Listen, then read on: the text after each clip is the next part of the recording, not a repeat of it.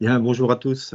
Merci de nous avoir rejoints, d'avoir répondu à cette invitation donc pour vous présenter la version 2021.1 de César. Mais au-delà de cette nouvelle version et donc de nouvelles fonctionnalités qu'on va vous présenter, on souhaitait aussi vous présenter les développements en cours dans le logiciel, donc les développements en cours d'année 2022 et futurs.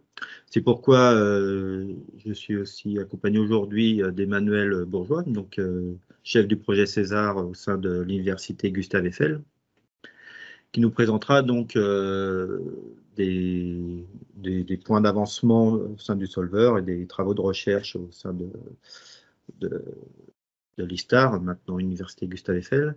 Moi, de mon côté, je présenterai plus les aspects au niveau d'ITech, les aspects plus fonctionnalité logicielle.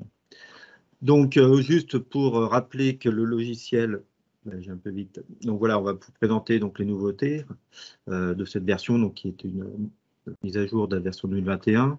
Emmanuel présentera plus en détail le modèle H1, le nouveau modèle constitutif, pour prendre en compte les excavations. Et puis après, on se projettera sur les projets de 2022 et au-delà. Alors pour resituer la relation Université Gustave Eiffel ITech, Université Gustave Eiffel, c'est toujours le maître d'ouvrage sur le solver, avec donc intégration des résultats des travaux d'équipes de recherche en géotechnique, matériaux et ouvrages d'art. Et donc, Emmanuel est le chef de projet autour du solver. Du côté ITech, c'est plus une société d'ingénierie logicielle. On est éditeur de logiciels de calcul de structure depuis maintenant 30 ans, pour ceux qui ne le savaient pas, avec une gamme d'outils maison, donc comme les logiciels Accor, puis d'autres en partenariat, notamment Alizé pour les chaussées ou Geo5 pour les calculs géotechniques. Et donc, dans le projet César, nous sommes en charge du développement de l'interface et donc tout ce qui est ensuite relation client, support et formation.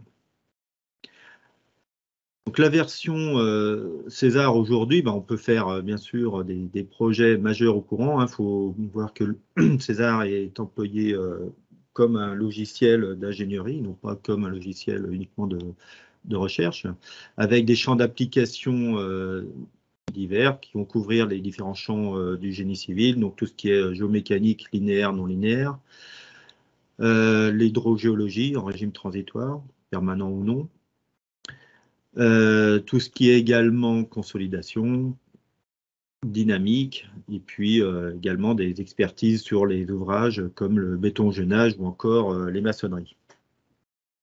Donc tous ces champs du possible sont intégrés dans la version 2021.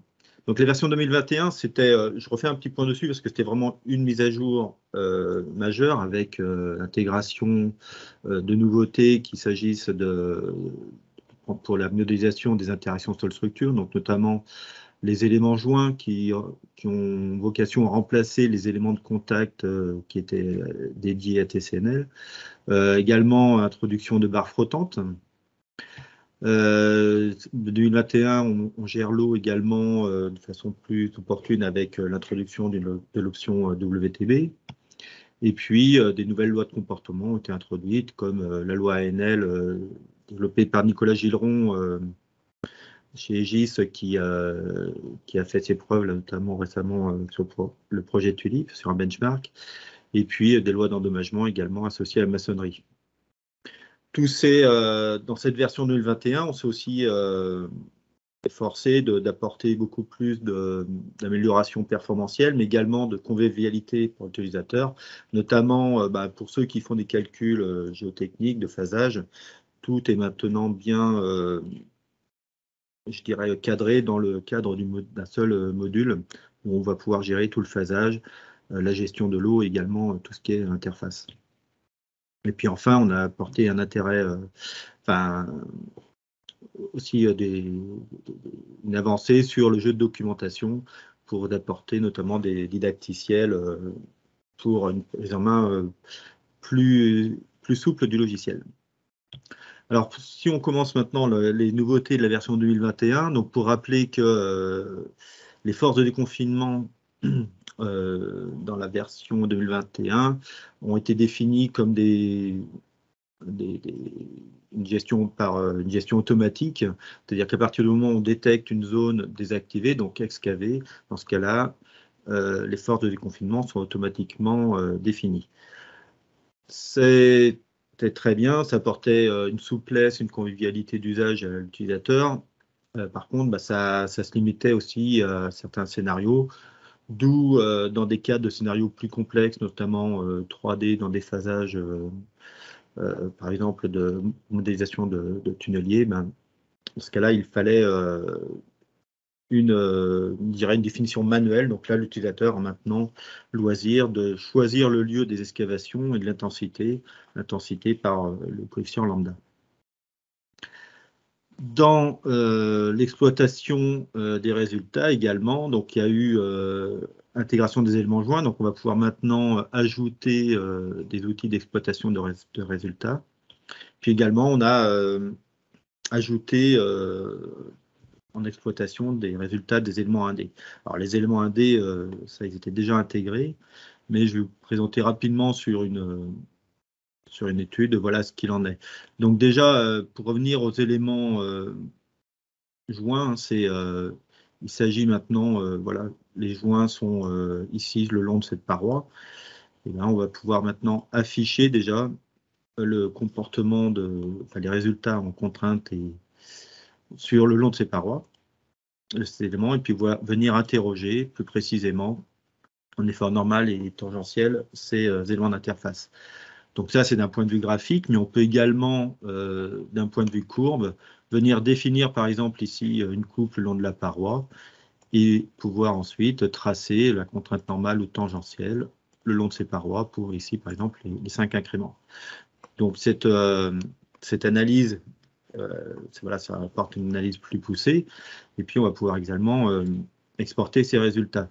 Alors c'est utile pour par exemple récupérer ces contraintes normales et tangentielles le long d'une paroi, mais on peut également voir dans le cadre d'un tunnel, par exemple ici entre un revêtement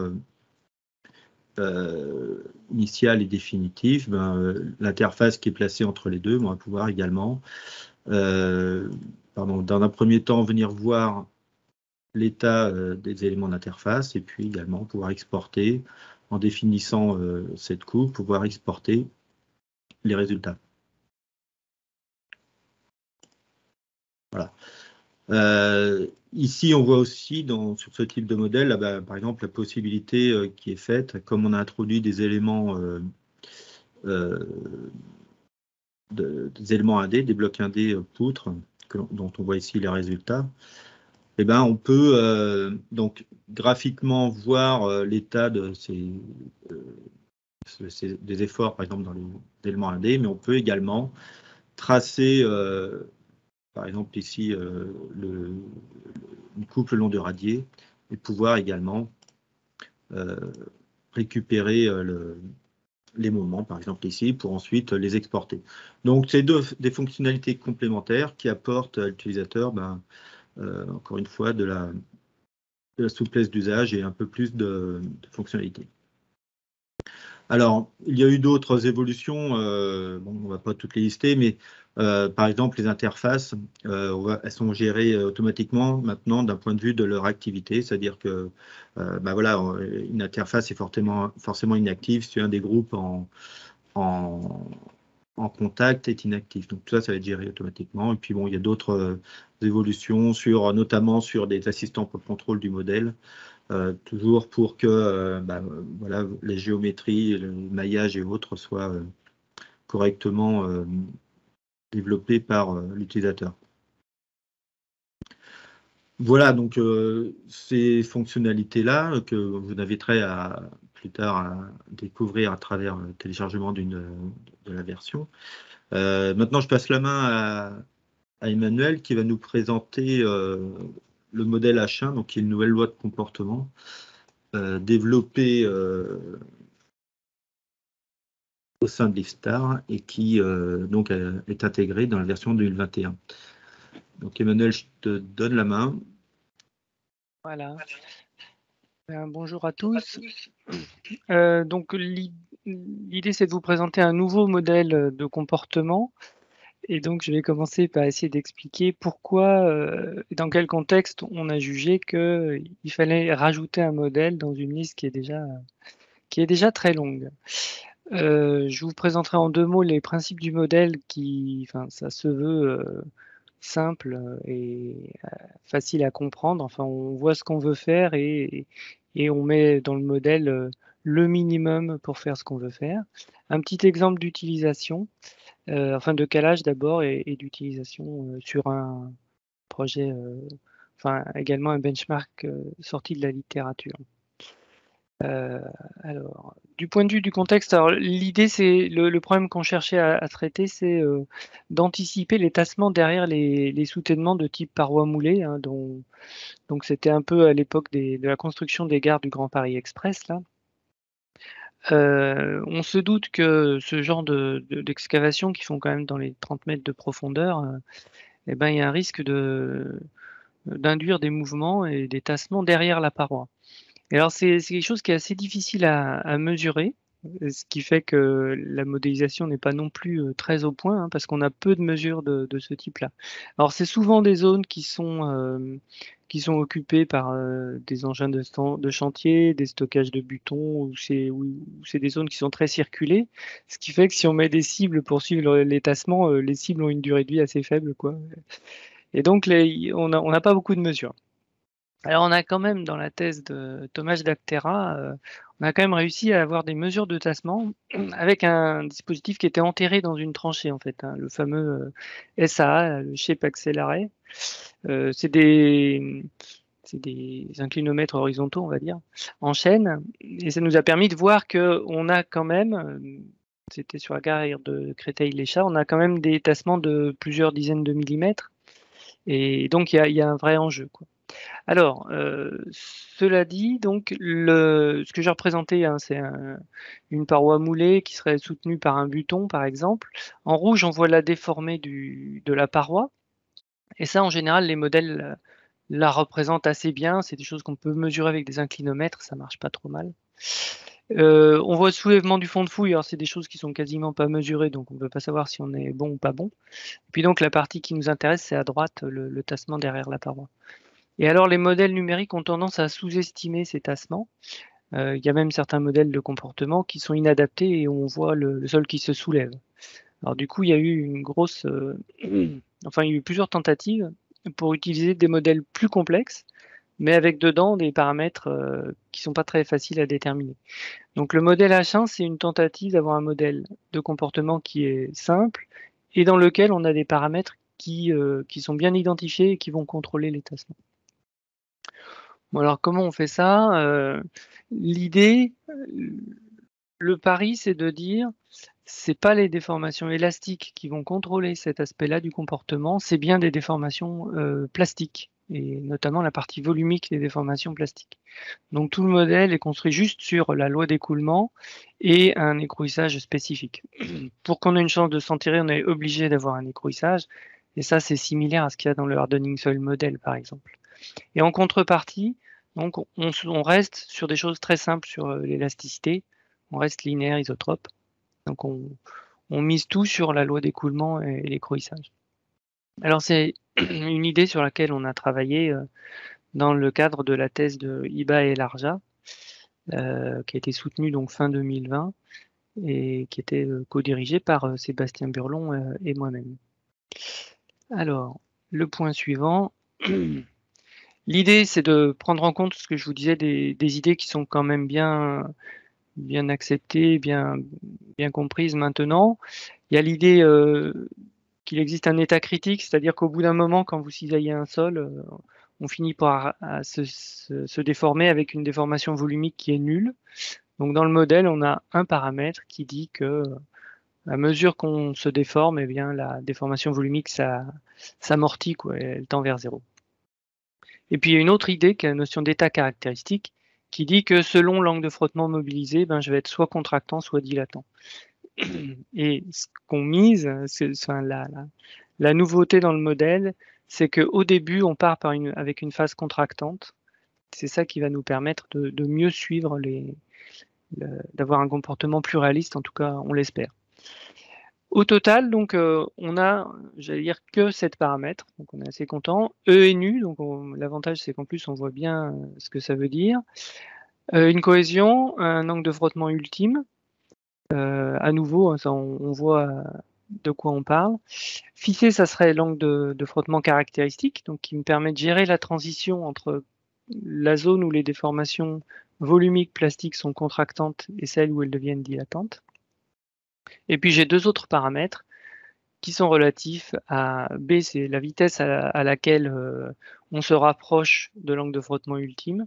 Et A, c'est le paramètre qui me permet de contrôler l'amortissement des déformations volumiques plastiques. Donc le premier point, la façon dont j'arrive à l'état critique.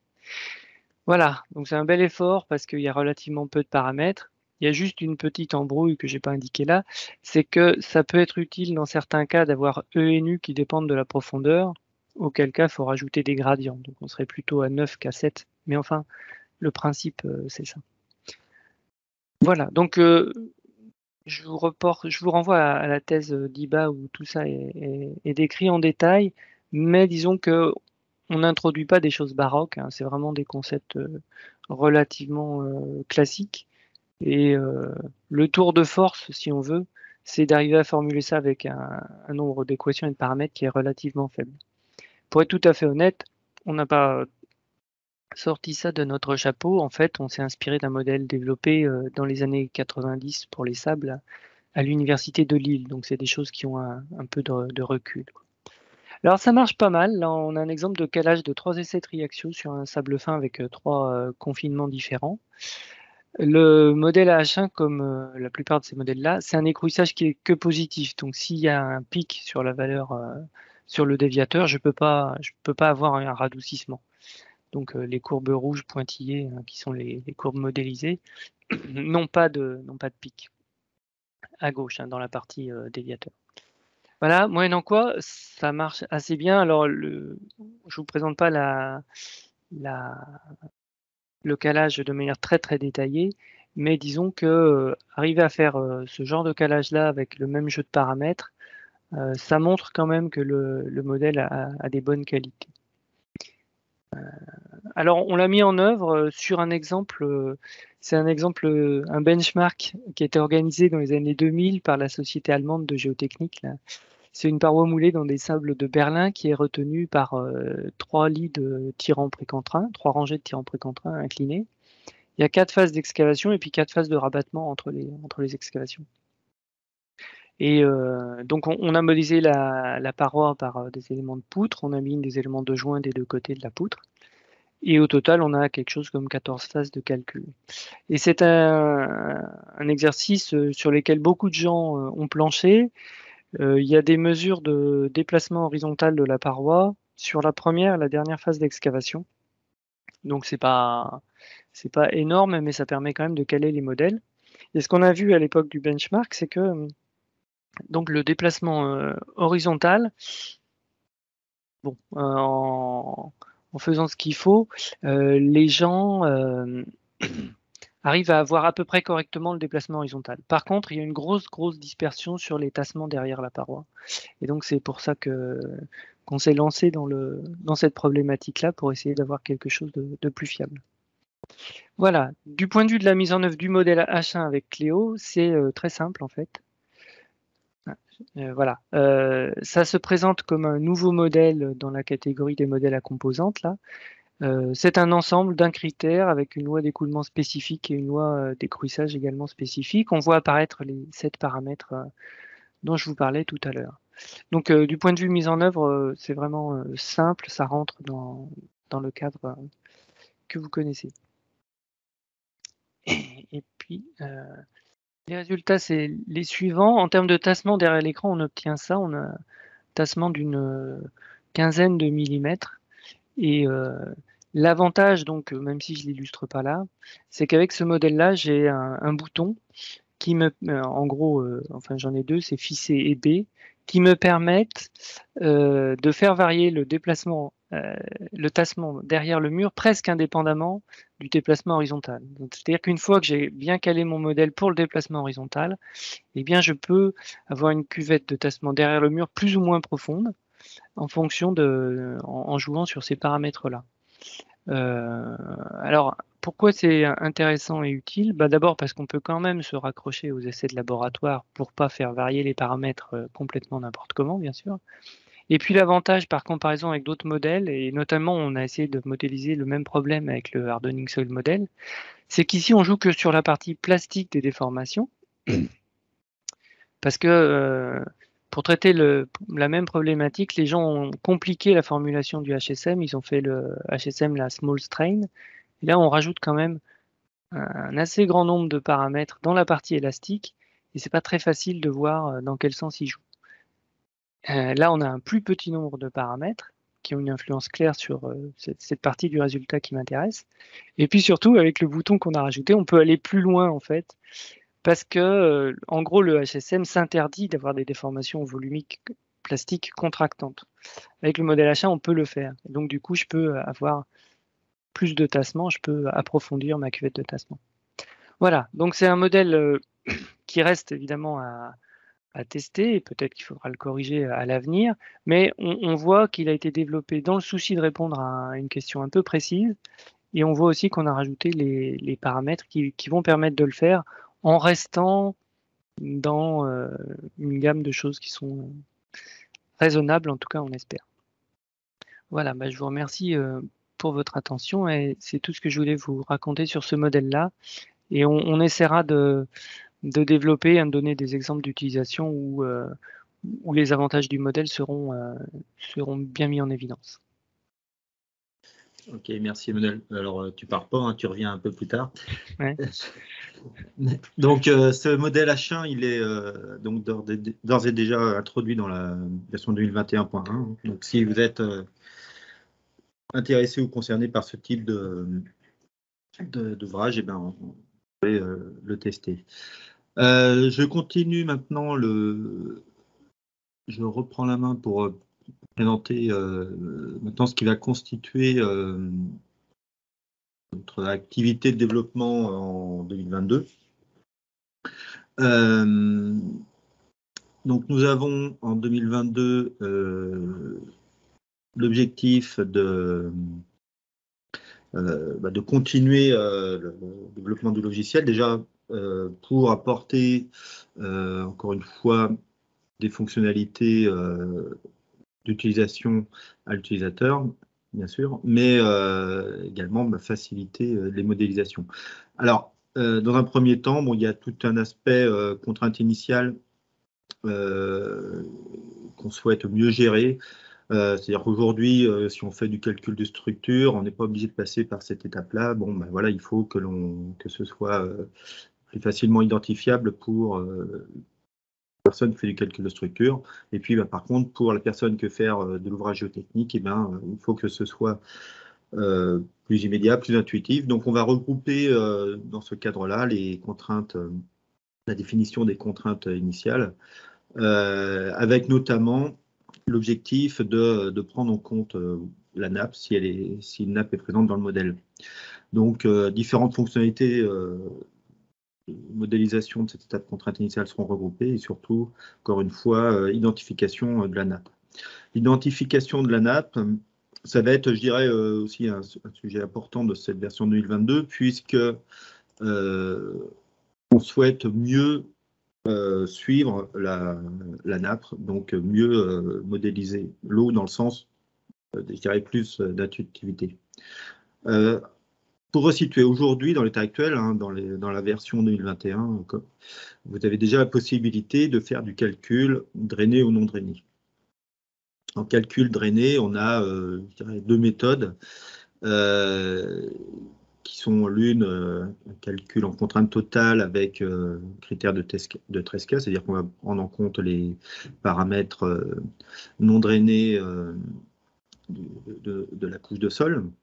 Et puis la deuxième méthode, en contrainte effective, là où on va renseigner les paramètres de compressibilité de l'eau, et donc du coup on va pouvoir calculer les surpressions. Donc c'est cette notion de calcul de surpression que l'on souhaite exploiter pour faire évoluer la nappe.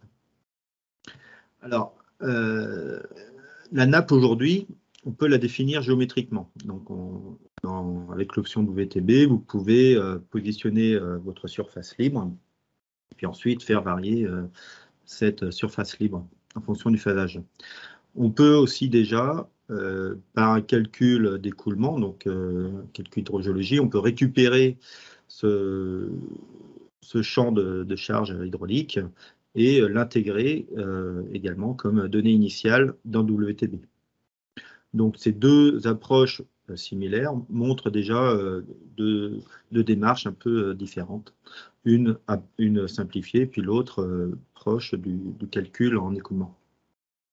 L'objectif, c'est donc de suivre la nappe en cours de phasage, c'est-à-dire qu'on va partir d'un état initial, c'est-à-dire l'état de contrainte initiale, par exemple, on va introduire, comme on montrait la nappe, et ben, ça va nous définir automatiquement un état hydrogéologique en régime permanent avec donc l'état de charge hydraulique.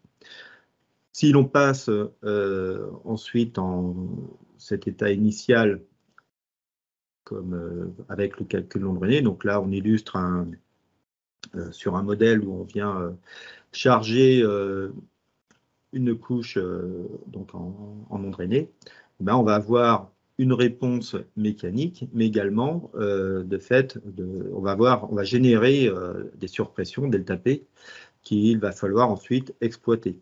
Donc c'est ce delta P qu'on va suivre et qu'on va proposer donc dans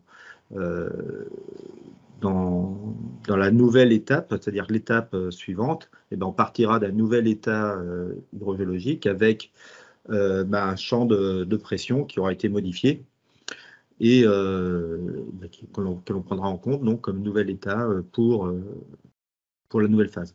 Donc on voit que ça fait appel en fait à des calculs existants dans le logiciel, hein, tout ce qui est régime permanent, régime transitoire, calcul non drainé, ça existe déjà. Par contre, maintenant, c'est une mise en forme pour que l'utilisateur puisse suivre cet état hydrique et donc pouvoir savoir où il en est, en fait, je dirais, à chaque étape du calcul. Ça, c'est une étape importante hein, qui va nécessiter un certain nombre d'évolutions dans le logiciel, mais on a d'autres fonctionnalités qui ont été introduites. Alors, par exemple, modéliser un remblai progressif. Aujourd'hui, ça nécessite un phasage. Voilà, je construis ma première couche dans une phase 1, ma deuxième couche dans une phase plus 1, et ainsi de suite. Donc, pour ce remblaiement, j'ai besoin de 3 phases. L'objectif avec l'option développée dans le logiciel, dans le solver, c'est de ramener ça qu'à une seule phase. Dans cette phase, on va définir les 3 couches et en fait l'ordre successif dans lequel elles apparaissent, bien sûr, dans le remblaiement. Donc, ce qui va simplifier la mise en données, puisqu'on n'aura pas 3 phases de calcul à faire, mais une seule, avec un remblaiement progressif. Donc voilà, c'est une fonctionnalité de plus, ça sera un chargement en fait complémentaire qui sera proposé. Dans les évolutions aussi marquantes, on va travailler sur l'arborescence, c'est-à-dire qu'aujourd'hui, lorsque vous faites du phasage de travaux, on peut créer bien sûr un phasage. L'objectif avec la nouvelle version, c'est de pouvoir intégrer, déjà supprimer une phase de façon plus aisée qu'actuellement. Et puis également de pouvoir, on va rajouter la notion de sous-phase en fait, puisque on peut être amené, notamment dans des cadres de calcul réglementaire type Eurocode, à passer sur des calculs en réduction CFI pour calculer des coefficients de sécurité ou alors rechercher des pressions limites. Et en fait, ces sous-phases, ce sont des calculs identiques Par exemple, là, si je prends la phase 2, bon, la phase 2, j'ai un état à l'équilibre, et la réduction s'effit, elle reprend toutes les données de la phase 2, mais ne va réduire que les paramètres de cisaillement. Donc, on a déjà tout un cadre bien défini, et voilà, il sera aisé de définir cette sous-phase comme une simple copie des données de la phase 2. Donc, ça apportera bien sûr plus de souplesse dans la gestion de ces phasages de calcul. Et puis également, bon, ça c'est plus d'un point de vue gestion aussi interne du logiciel, mais actuellement, si vous faites un utilisateur averti, donc fait des reprises, stockage, reprise de fichiers, qu'il s'agisse de fichiers hydrogéologiques ou fichiers mécaniques, mais là, on va pouvoir gérer ça de façon plus intuitive également par la donnée du nom. Donc ça, c'est ce qui concerne l'interface. Après, d'un point de vue géométrie et maillage, on va toujours chercher à améliorer. Alors, c'est surtout ici des fonctionnalités d'intersection. Aujourd'hui, il en manque certaines, donc pour gérer tout ce qui est intersection booléenne entre volume, entre surface ou entre surface et volume, etc. Et puis également, d'un point de vue maillage, on va introduire le maillage surfacique quadrangulaire, donc qui va apporter, alors bon, sur le modèle de gauche, sur une paroi tirantée, il y a, bon, voilà, on calcule on va avoir des calculs avec des éléments quadrangulaires, mais ça va surtout apporter, par exemple, dans le cadre d'ouvrages, de structures, puisque bon, il avéré quand même que le quadrangle est plus approprié pour certains calculs, notamment des intégrations de contraintes dans des éléments de structure. Donc voilà, c'est une fonctionnalité supplémentaire apportée pour aller encore une fois vers des modèles toujours plus précis. Concernant les résultats, donc on va, bon là c'est aussi une refonte un peu de l'existant pour permettre une visualisation des résultats plutôt par type d'éléments plutôt qu'aujourd'hui par type de résultat. Donc là, voilà, on va mieux structurer ça. Et puis, on va travailler un peu plus également sur des résultats spécifiques, comme par exemple visualiser la surface libre ou alors des équipotentiels. Et puis, bon, le module graphique actuel est assez ancien, il faut bien l'avouer, donc on va aussi le moderniser pour, là encore, apporter un peu plus de fonctionnalités à l'utilisateur. Donc tout ça, ce sont les travaux qui devraient être intégrés dans la version 2022. Avec également, bon, à savoir qu'à côté e-tech, on développe des applications métiers, puisque aujourd'hui, pour ceux que ça intéresse, donc on peut scripter en partie les fonctionnalités du logiciel. Et puis on peut aussi créer des scénarios avec des fichiers XML. Donc aujourd'hui, c'est par exemple développé pour des modélisations de tunnels 3D, donc dans le cadre de CNewTune par exemple. Donc on va automatiser à la fois les géométries, mais également le phasage et l'insertion de pré-soutènement. Et puis on travaille également à générer par exemple des modèles de chaussées rigides. Donc c'est pareil, ce sont des modèles qui se prêtent bien à ce type d'automatisation, puisque ben, voilà, une dalle, ça reste une géométrie simple pour laquelle on va modifier les épaisseurs seulement, puis ensuite ben, on pourra automatiser également l'insertion de liaisons par exemple. Donc tout ça font partie également des travaux d'e-tech courant des mois à venir. Ça, c'est ce qui concerne e-tech, et je vais repasser la main à Emmanuel pour qu'il nous présente les travaux en cours sur le solver et voir dans ces travaux lesquels pourront être intégrés également dans la version 2022. Donc Emmanuel, je te repasse la main. Voilà. Bon, quelques perspectives sur des travaux qui sont en cours dans le solver. J'indique, même si ça devrait être assez transparent pour les utilisateurs, qu'on a un chantier un peu au long cours de modernisation du code qui arrive à maturité. Donc, Ça ne devrait pas changer énormément le point de vue de l'utilisateur, mais pour nous, ça devrait améliorer notre réactivité quand il y a des soucis ou des choses à corriger ou des choses à compléter. On arrive à une structure qui est à la fois stable et plus facile à maintenir et à étendre. D'un point de vue plus utilisateur, donc, on va poursuivre un peu ce qui a été commencé avec les éléments de barre avec frottement, là, qui au départ ont été introduits pour modéliser des murs en terre armée. On a des inclusions qui frottent contre le sol, ça travaille essentiellement en traction-compression. Et donc, l'enjeu pour que ça donne quelque chose de réaliste, c'est qu'on puisse limiter le frottement transmis entre l'armature et le sol. Alors en fait, si on retourne la figure, si je puis dire, c'est le même genre d'approche qu'on peut utiliser aussi pour des pieux. Hein. Si on veut avoir correctement le transfert de charge le long du fût d'un pieu, il faut maîtriser ce frottement. Et une fois qu'on commence à parler de pieux, on se dit c'est quand même dommage d'utiliser des barres, donc des éléments où il n'y a pas de flexion. Donc l'idée c'est de compléter en fait pour avoir des poutres, mais qui prennent en compte le frottement. Donc c'est un point qui est. Alors dans ma liste, hein, les choses qui viennent en premier sont les choses les plus mûres, et puis ensuite, au fur et à mesure, ça devient des perspectives plus ou moins brumeuses. Un travail qui est en cours également, mais bien avancé, c'est la prise en compte de déformations imposées. Ensuite, on a un certain nombre de pistes de réflexion que je vais détailler tout à l'heure. Et puis, il y a effectivement une perspective qui est un sujet de thèse dans le projet ANR pilote qui va nous amener à développer des choses pour la modélisation des tunnels au tunnelier en particulier. Alors, donc j'ai commencé à raconter cette histoire de poutre avec frottement, je suis parti trop vite. Mais l'idée, oui, c'est si on dit qu'on veut gérer le frottement pour modéliser des pieux, c'est un peu dommage de laisser tomber les effets de flexion.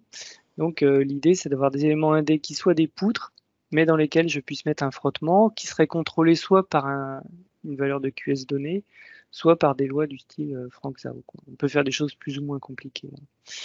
Donc c'est la même idée que les barres avec frottement, mais en rajoutant dans la rigidité finalement la contribution des efforts de flexion. Alors il faut rajouter aussi les degrés de liberté de rotation, enfin, il y a un petit peu de boulot. Hein. Il y a un prototype qui est bien avancé, l'interfaçage en cours est en cours dans Cléo, hein, ça ne devrait pas poser trop de problèmes.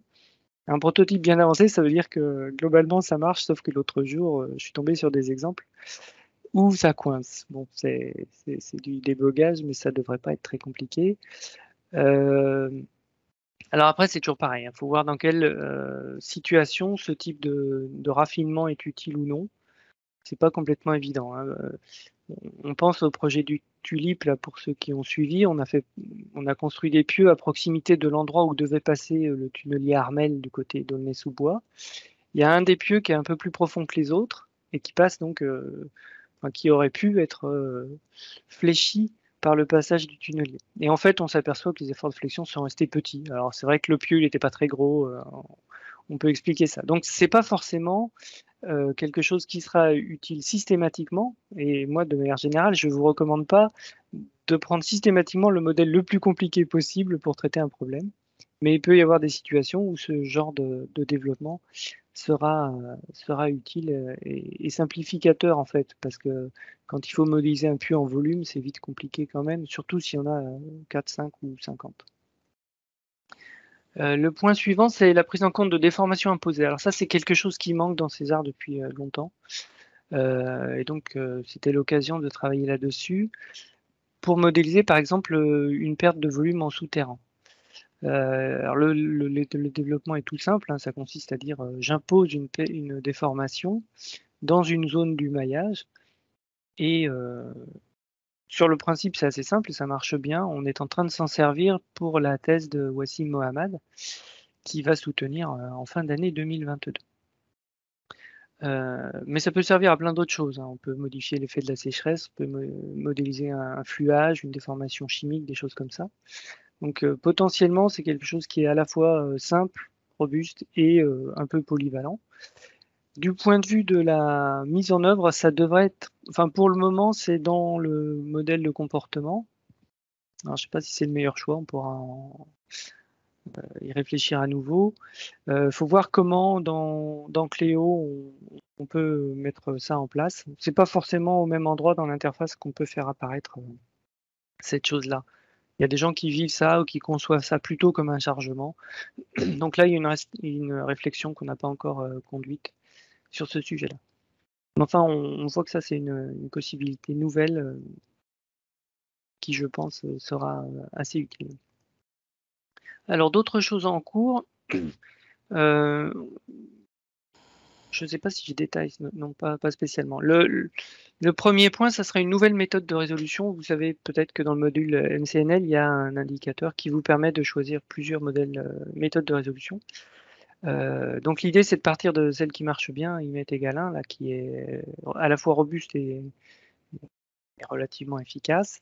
Mais on doit pouvoir la perfectionner un tout petit peu pour éviter de faire certaines opérations qui ne sont pas vraiment nécessaires, les déplacer dans une autre boucle, les choses comme ça. C'est juste une réorganisation du code, mais j'attends un gain de vitesse significatif sur le calcul. Alors j'ai mis trois petits points. Significatif pour moi, ça veut dire entre 15% quand ça marche pas bien et 30% quand ça marche bien. Pour le moment, les tests, c'est à peu près ça l'ordre de grandeur. Je gagne pas un facteur 10, mais gagner 30% du temps de calcul, c'est toujours ça de prix. Enfin, je pense que c'est pas complètement négligeable. Une autre question sur laquelle on travaille, c'est des situations qu'on a pu rencontrer sur le cas du Grand Paris. J'arrive pas à faire apparaître mon image. Pardon, mince. Là voilà, où on a des couches moins perméables et ça fait qu'on a une répartition initiale de la pression interstitielle qui n'est pas simple. Alors on comprend bien que c'est pas complètement convaincant parce que les zones où la pression rediminue là dans la profondeur, bon, c'est un petit peu interpolé à la main, disons, mais ce genre de situation existe quand même et ça serait pratique d'avoir un outil pour la prendre en compte, même de manière approchée. Ça, c'est un exemple qu'on a identifié dans la thèse de Thomas Adapter, par exemple. Ça devrait être assez simple, mais c'est pareil. Il faut arriver à rendre ça facile à utiliser dans l'interface. Un autre travail, ça c'est presque mûr par contre, c'est la question de la visualisation des résultats de calcul de Cepheid-réduction. En fait, souvent avec César, le mécanisme de rupture, on a l'impression qu'on voit que le début, hein, que l'initialisation, et pas le mécanisme complètement développé. Alors c'est lié à la façon dont on s'y prend en fait. On a dans César, l'idée générale, c'est je prends un état initial stable et je dégrade CFI, et puis je fais tourner le calcul élastoplastique. Bon. Et quand je fais ça, ben, je cumule des déplacements. Et si je suis vraiment près de la rupture, j'obtiens des déplacements qui veulent rien dire en fait, parce que si c'est en train de se casser, c'est en train de se casser. Donc je pourrais avoir à la limite des mètres de déplacement. La valeur absolue du déplacement que je calcule, elle ne veut pas dire grand-chose. Et alors l'idée, c'est d'observer que peut-être ce qui est plus pertinent, c'est au lieu de regarder le cumul des déplacements, regarder juste ce qui se passe sur les dernières itérations du processus élastoplastique au moment où ça refuse de converger, au moment où ça se passe pas bien, de dire que ce qu'on obtient sur ces itérations-là, ça se rapproche d'un champ de vitesse virtuel à la rupture. Et donc on peut demander, au lieu de sortir des déplacements cumulés, de regarder juste des déplacements incrémentaux, et puis de regarder les déplacements correspondants, les déformations correspondantes. Voilà, donc sur les deux figures, j'ai représenté à gauche la sortie un peu classique, habituelle, où on voit en fait surtout l'initialisation du mécanisme qui part du pied du talus, là, mais on ne le voit pas qui remonte. Avec la nouvelle option, on voit un peu mieux la surface de rupture qui remonte vers le haut du talus. Donc tout le calcul est identique, hein. C'est juste un post-traitement. Je change, au lieu de dépouiller des déplacements cumulés qui, à mon avis, ne sont pas très pertinents, je regarde juste des incréments. Et globalement, ça donne ça, quoi. C'est pas non plus radicalement différent, encore que sur certains exemples, on fait quand même mieux apparaître, je pense, le mécanisme de rupture. Voilà. Sur la Cepheid-réduction, alors par contre, si on touche à la façon dont le calcul est fait, là, on a d'autres pistes de réflexion pour essayer d'aller plus vite. L'algorithme actuel est robuste parce que c'est simple, hein, c'est ce que je vous disais tout à l'heure. Je réinitialise à chaque fois, je teste avec des valeurs de CFI réduites et puis je vois si ça converge ou pas. Le problème, c'est que ça prend du temps. Mais cela dit, c'est costaud comme approche, je pense. Et alors, il y a une autre approche qui est mal décrite, mais qui est utilisée dans au moins 2 codes différents, donc Plaxis pour pas le nommer et puis FLAC, où on essaye de regarder où on est sur la courbe rouge, là, la courbe non linéaire. Là, au début, elle est un peu raide et puis on voit que la tangente progressivement se rapproche de l'horizontale. Et quand on est à la rupture, la courbe rouge, elle devient horizontale. Donc l'idée, c'est d'arriver à détecter ça, de voir la différence entre la tangente initiale au début d'un pas de temps, disons, et la tangente de la courbe rouge. Voilà, donc c'est pas très précis comme ça, mais on voit visuellement quand même ce que j'essaye de traquer, c'est le fait qu'il y a une des deux pentes qui est quand même beaucoup plus faible que l'autre. Ça doit pouvoir se calculer, ça doit pouvoir se mesurer. La difficulté, c'est que donc les autres disent pas vraiment comment ils font précisément. Et la difficulté, c'est de pas avoir un truc trop sensible ni pas assez sensible, quoi. Il faut pas s'arrêter trop tôt, auquel cas je vais avoir des charges limites largement sous-estimées. Il faut pas non plus passer à travers, c'est-à-dire donc c'est une question de réglage. Ce genre de choses, il y a évidemment peu de résultats analytiques pour s'appuyer, donc ça va être un peu empirique comme calage, je pense. Mais alors là, pour le coup, j'escompte des diminutions de temps de calcul assez radicales, au moins dans les cas sympathiques, où ça se passe bien. Les cas où la CFI réduction marche bien, c'est quand CFI sont pas quand phi est pas trop grand. C'est quand phi devient grand que on voit que ces algorithmes-là souffrent. Mais bon, à la limite, les deux approches ont les mêmes problèmes. Je ne sais pas si vous avez vu, on voit apparaître certaines solutions où les surfaces de rupture se dédoublent. Ça, c'est un indice que ça ne se passe pas très bien, en fait. Bon, voilà. D'autres développements, alors des choses un peu plus anciennes, mais qu'on pourrait éventuellement remettre en service ou prolonger. Pour des applications un peu spécifiques, par exemple la prise en compte d'un chargement mobile associé au passage d'un train, on avait développé un calcul dans un référentiel mobile. Il y a pas mal d'hypothèses restrictives, hein. Il faut que ça soit à vitesse constante, dans une direction donnée. Bon, ça, à la limite, c'est un verrou qu'on pourrait faire sauter. Sans amortissement, parce que la prise en compte d'un amortissement est difficile là-dessus. Il faut faire des hypothèses sur la géométrie aussi. Bon, une fois qu'on a dit qu'il y a plein de restrictions, en fait, c'est assez efficace, en tout cas beaucoup plus que se payer un calcul en dynamique où on fait bouger la charge sur un maillage très long, avec le risque d'avoir des ondes qui se réfléchissent sur le bord du maillage. Ça, c'est quelque chose qui est mûr, en fait, qui est prêt. Et puis, il y a d'autres développements, mais alors là, par contre, qui sont un peu difficiles à mettre en service dans Cléo pour le moment. Enfin, un peu difficile, disons que c'est du travail. C'est les modèles multiphasiques qui sont développés par Patrick Debuan et un certain nombre de collaborateurs depuis plusieurs années, qui servent à modéliser des massifs renforcés par des inclusions en grand nombre. Par exemple, les murs en terre armée dont je parlais tout à l'heure. J'ai dit qu'on avait modélisé ça avec des barres modélisées en fait individuellement. Donc ça va bien quand votre mur il fait, je sais pas moi, 5 mètres de haut par 10 mètres de long. Là, ça va, on arrive à gérer parce que des barres, ça en fait, je sais pas moi, une centaine à peu près, quoi. On y arrive. Si on voulait faire un ouvrage beaucoup plus grand avec beaucoup plus de barres, on pourrait se poser la question quand même de l'intérêt d'une approche homogénéisée. Donc on a une gamme de modèles dans le solver qui permettrait de faire ça. Alors le permettrait, c'est que il manque un petit quelque chose dans le développement pour que ça soit directement utilisable. C'est pas grand chose, mais ça reste à faire. Voilà. Ah oui, puis je voulais terminer sur un travail donc qu'on va entreprendre dans le cadre du projet NR E-Pilote. Il y a un des 4 work packages là qui parle de la modélisation du creusement au tunnelier et de son impact sur les fondations avoisinantes. C'était un peu le sujet du projet Tulip, hein. Et donc on veut dans le cadre du projet, donc le tunnelier est passé sous nos 3 pieux. Là, on a mesuré comment ça se déformait, comment les efforts étaient modifiés par le passage du tunnelier. Et puis, on a organisé un exercice de prévision, un exercice de modélisation. Ça nous a montré que, d'ailleurs, on remerciera jamais assez tous les gens qui ont participé à cet exercice, parce que c'était quand même beaucoup de travail et c'est quand même extrêmement intéressant à la fin. J'en profite pour dire que Nicolas Berthaud est en train de préparer une synthèse des résultats. Donc ces trucs-là vont pas finir dans un tiroir, hein, on va vous sortir les résultats. parce que c'était très intéressant. Et donc, on a identifié 3 axes sur lesquels on peut faire progresser les techniques de simulation numérique.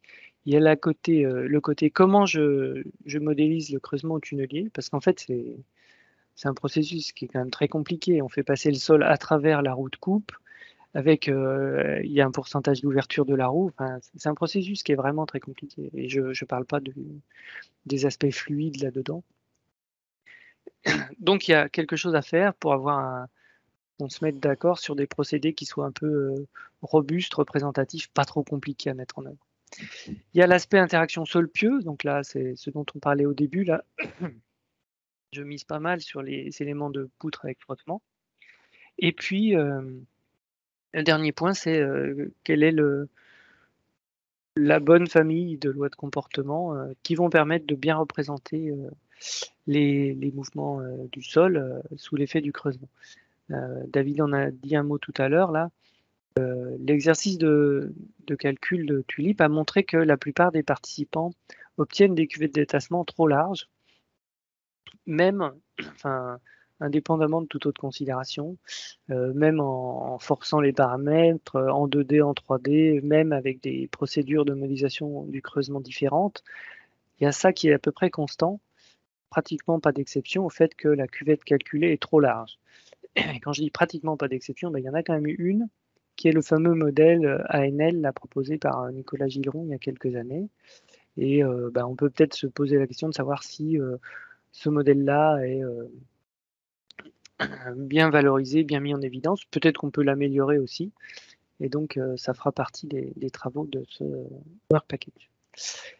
Et donc, voilà, j'en profite pour dire que si vous avez des idées ou des besoins, des choses que vous voulez suggérer, vous pouvez quand même nous faire passer vos besoins, soit par l'intermédiaire d'ITech et de David, soit directement à l'adresse qui est là.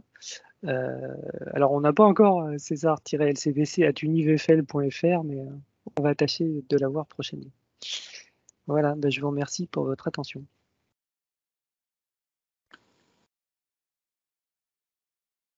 Très bien. Merci Emmanuel. Pour le coup, c'était intéressant de voir tout ce que tout ce que vous aviez en réserve. Et donc, déjà, certains de ces développements, notamment tout ce qui va concerner les CFI réduction, les affichages et puis les poutres frottantes, a priori, ils seront dans la version 2022, probablement.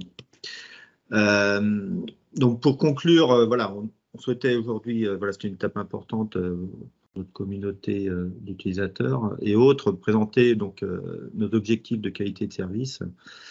Toujours un objectif sur papier, mais de notre plan de développement, donc c'est 2 versions annuelles, une version intermédiaire, donc une version majeure, donc qui va introduire les développements dans César, donc les développements EGE, et puis donc l'année, on nomme la version 2021. Par exemple, c'est une version intermédiaire avec amélioration de nouveautés et certains correctifs. Donc voilà, c'était aussi important pour nous de resituer bien sûr la relation e-tech et ISTAR ou EGE avec donc cette intervention des équipes pour vous apporter support technique. Et puis à travers ces présentations, je voulais aussi encore une fois vous montrer que il y a 2 aspects dans les développements du logiciel. Bien sûr, nous e-tech, c'est d'apporter à vous utilisateurs toujours beaucoup plus de fonctionnalités pour un usage facile dans votre bureau d'études, mais on ne veut pas, encore une fois, masquer ce qu'est le logiciel. C'est un logiciel quelques éléments finis, donc c'est loin d'être une boîte noire. Vous avez accès à tous nos fichiers d'études, vous pouvez les éditer et faire vos liaisons également avec d'autres outils. Maintenant, demain, l'objectif, c'est que le logiciel soit dans votre bureau d'études. Alors, pour ceux qui sont utilisateurs, clients avec un contrat de maintenance, ça va être assez simple. On vous enverra la mise à jour du logiciel. On propose également des formations en ligne, donc pour que vous puissiez bien prendre en main le logiciel. Par exemple, j'ai vu certaines questions passer, bon, bah, on pourra répondre facilement à ces questions par des formations. Alors, elles sont encore en ligne aujourd'hui du fait du contexte Covid. On espère bien sûr rapidement revenir en présentiel. L'avantage de la formation en ligne, c'est qu'elles sont aussi un peu plus souples, elles peuvent s'adapter à une entreprise plutôt que de faire en inter-entreprise, et puis voilà, sous format de demi-journée, même sur des thèmes bien précis. Donc n'hésitez pas à nous contacter, et puis bon voilà, je mets le petit logo République française, mais c'est surtout Calliope qui est intéressant pour, on vient d'avoir l'agrément, donc E-Tech est certifié pour toutes ces actions de formation. Pour les personnes qui ne sont pas encore utilisatrices du logiciel, l'objectif, bien sûr, c'est que vous découvriez, que vous l'utilisiez. Vous pouvez accéder à des versions de démonstration. Donc, ces versions de démonstration, c'est généralement 30 jours de prise en main.